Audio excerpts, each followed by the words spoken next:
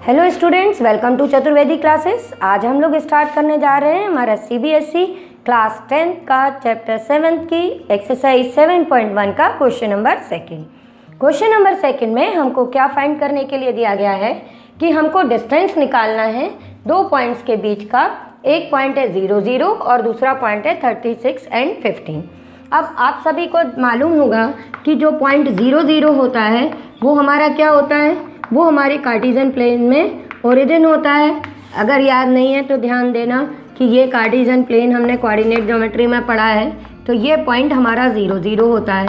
जब इस पॉइंट से किसी भी पॉइंट का डिस्टेंस निकालना है, जैसे ये हमारा सेंटर है O और यहाँ O से P तक का डिस्टेंस निकालना है, तो इसके लिए हम डिस्टेंस फॉर्मूला यूज़ नहीं करते। इसके लिए हम लोग क्या करते हैं कि डायरेक्ट फॉर्मूला बना लेते हैं, जिससे एग्ज़ाम में हमारा टाइम वेस्ट ना हो। हम देख रहे हैं कि हमको यहाँ से यहाँ तक का डिस्टेंस फाइंड करना है, तो ये डिस्टेंस निकालने के लिए हम इसके अगर कोऑर्डिनेट्स x एंड y ले लें, तो इससे अगर हम यहाँ से x एक्सिस से इसका ये देखते हैं कि डिस्टेंस कितना है, तो ये इसका y कोऑर्डिनेट है, और y एक्सिस से इसका डिस्टेंस देखते हैं तो वो x कोऑर्डिनेट है। तो यहाँ पे सीधे सीधे ये डिस्टेंस निकालने के लिए हम क्या लगा देंगे, पाइथागोरस थ्योरम से यहाँ पे OP हमारा OP स्क्वायर किसके इक्वल हो जाएगा, x square plus Y square. तो डिस्टेंस OP की वैल्यू आ जाएगी x square plus Y square. ये एक्चुअली फॉर्मूला होता है कि डिस्टेंस फ्रॉम द ओरिजिन। हम इसी चीज़ का यहाँ पे यूज़ करेंगे। हम डायरेक्ट लिख देंगे कि पॉइंट P को हमने सपोज कर लिया 0, 0 है, पॉइंट Q हमने सपोज किया 36, 15 है। फिर हम लिख देंगे यूजिंग डिस्टेंस फॉर्मूला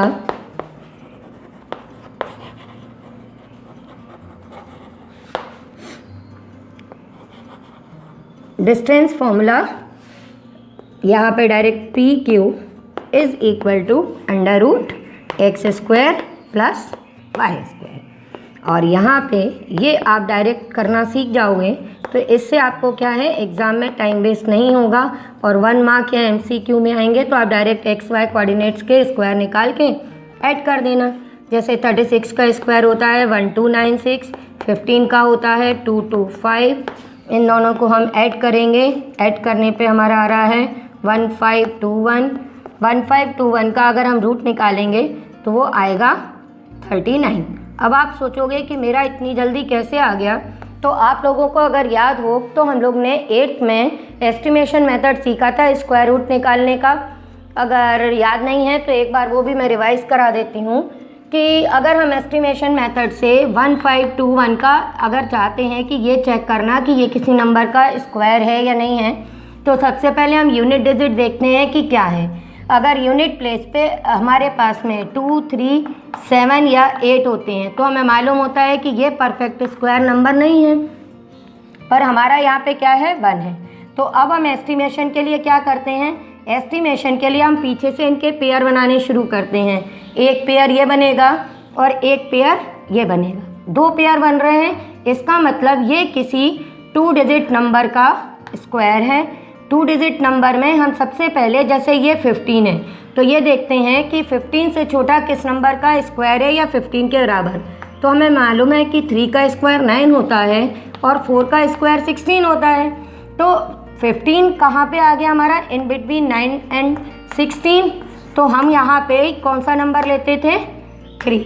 अब यहाँ पे आया 21, तो 21 का लास्ट यूनिट प्लेस का डिजिट क्या है, 1। अब हम देखेंगे कि 1 किस किस के स्क्वायर में आता है, 1 1 के में आता है। और हमको मालूम है कि अगर हम 9 का स्क्वायर करेंगे तो वो हमारा 81, तो उसमें भी यूनिट प्लेस पे 1 आता है। तो इससे मुझे पता चल गया कि यहाँ पर जो दूसरा नंबर है वो या तो 1 होगा या 9 होगा। अब ये देखने के लिए कि ये किसका स्क्वायर है, हमको एक टारगेट मिल गया कि 1521 हमारा 31 का स्क्वायर होगा या फिर 39 का स्क्वायर होगा। अब हमने एक चीज़ और यूज़ की, वो common sense. On the spot exam में आपको ये सब आना चाहिए, जिससे आपका टाइम बचेगा और आप जल्दी जल्दी कर पाओगे।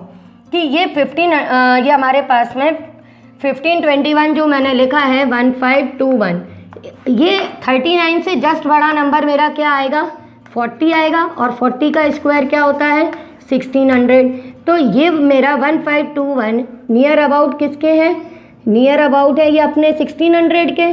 तो इसलिए ये मैंने लिख दिया डायरेक्ट कि 1521 का रूट 39 होगा। ऐसे ही आप किसी भी नंबर का निकाल के 2-3 बार ट्राई कर लेना, क्योंकि यहाँ पर हमको स्क्वायर रूट निकालना ज़रूरी है। अब हम लोग अपना थर्ड क्वेश्चन डिस्कस करेंगे। थर्ड क्वेश्चन में हमारे को फाइंड करना है कि पॉइंट 1523 -2 -1 कोलिनियर है या नहीं है। अब यहाँ पर आप लोगों ने पहले से सब पढ़ा हुआ है, आप 10th में आए हो तो आपको इतना मालूम होगा कि कोलिनियर पॉइंट्स कौन से होते हैं। वो पॉइंट्स जो एक ही लाइन पर, अगर मैं कहूँ कि एक पॉइंट P है, Q है या R है, ये पॉइंट्स कोलिनियर कहलाएंगे। क्यों कहलाएंगे, क्योंकि ये सभी एक ही लाइन के 3 पॉइंट्स हैं। तो हमको यहाँ पर ये प्रूव करना है कि ये तीनों पॉइंट्स कोलिनियर हैं या नहीं है। ठीक है, अब इसके लिए हम क्या चीज़ यूज़ करेंगे, इसके लिए हम लोग अपना डिस्टेंस फॉर्मूला यूज़ करेंगे, जो हम अपने प्रीवियस लेक्चर में सीख चुके हैं कि डिस्टेंस फॉर्मूला बिटवीन 2 पॉइंट्स क्या होता है, x2 - x1 का whole square plus y2 - y1 का होल स्क्वायर। ठीक है, तो ये फॉर्मूला यूज़ करना है यहाँ पर। अब हमारे पास में पॉइंट 3 दिए हुए हैं, तो हम सबसे पहले एक पॉइंट P ले लेंगे और उसको लिख देंगे 1,5। दूसरा पॉइंट Q उसको हमने सपोज किया है 2,3 को, और तीसरा है R जो है हमारा -2 -11। अब हमारा काम क्या है, अब हमको सबसे पहले इन 2 पॉइंट्स को कंसीडर करते हुए डिस्टेंस निकालना है। अब हम बार बार डिस्टेंस का निकालना चाहते हैं, तो हम सबसे पहले लिख देंगे कि using distance formula.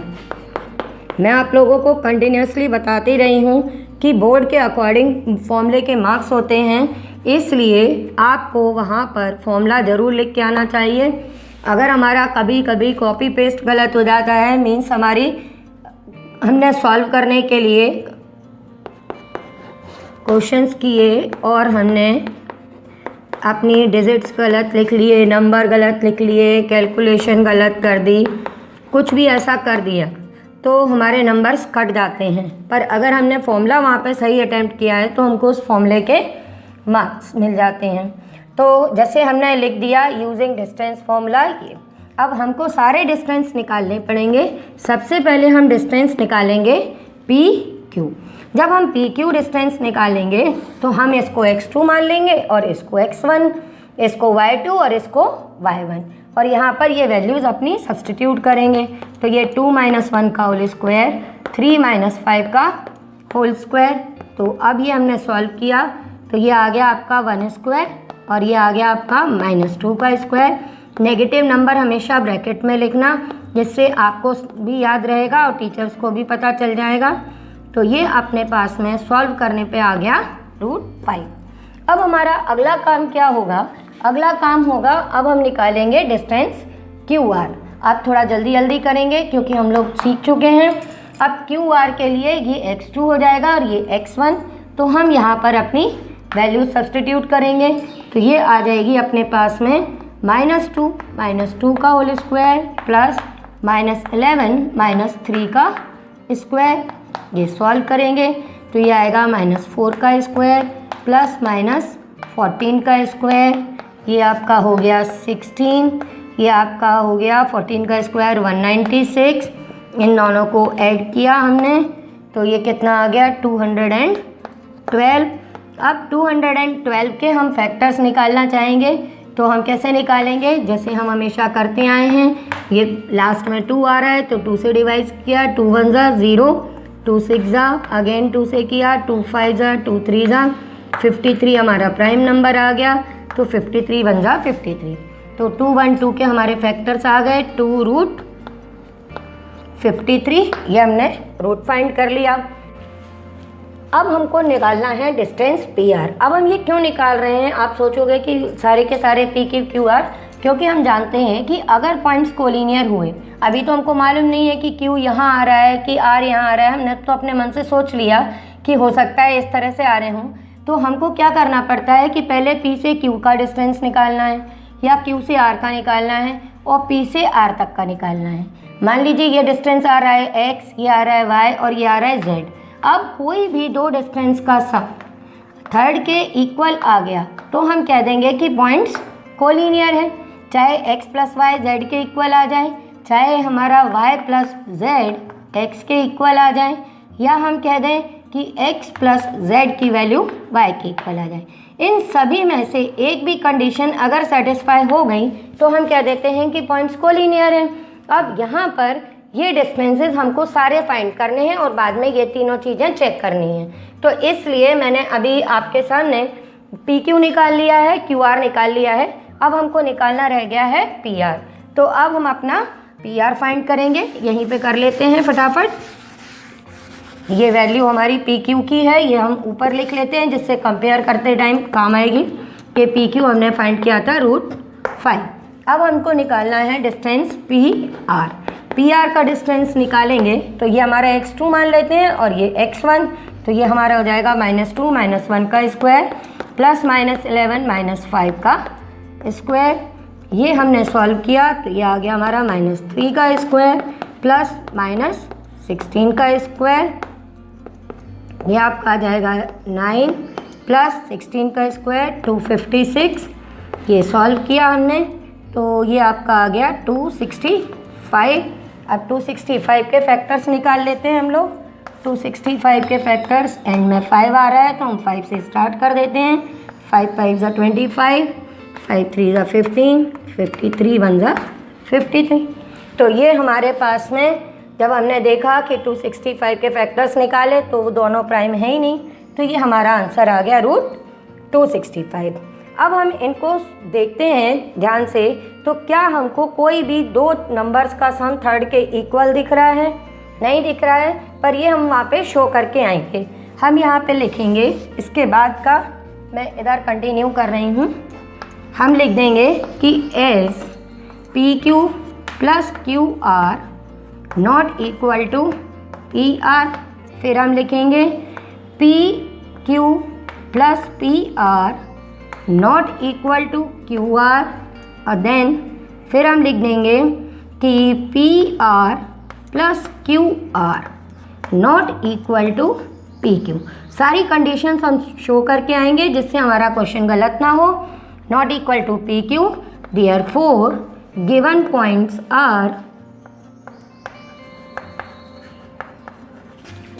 Not collinear. आप लोग को समझ में आ गया होगा जो चीज़ मैं ऊपर एक्स वाई से एक्सप्लेन कर रही थी कि कभी भी अगर हमारे डिस्टेंस का सम थर्ड के इक्वल नहीं है तो पॉइंट्स कोलिनियर नहीं होंगे। ओके।